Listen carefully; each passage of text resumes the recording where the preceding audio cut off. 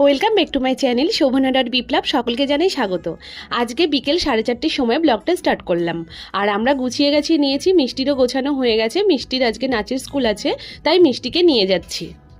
আমরা আজকে মিষ্টির নাচের স্কুল থেকে কোথায় যাব তোমরা পুরো ব্লগটা দেখতে থাকো, তাহলে জানতে পারবে। আর মিষ্টি দেখো জানে বলে কত আনন্দ করছে। আজকে ভ্যানালাকে ফোন করা হয়নি বলে আমি আর মিষ্টি রাস্তায় গিয়ে দাঁড়িয়েছিলাম যে ভ্যান টোটো কিছু গেলে উঠে পড়বো। আর আজকে দেখো ভ্যান টোটো কিছুই যাচ্ছে না, সেই জন্য অনেকক্ষণ দাঁড়ানোর পর আমি আর মিষ্টি হেঁটে হেঁটেই রওনা দিলাম গোপালপুরের দিকে। অনেকদিন হাঁটি না, হাঁটতে বেশ ভালোই লাগছিল। আর এই দেখো আমরা কিন্তু মিষ্টির নাচের স্কুলে চলে এসেছি।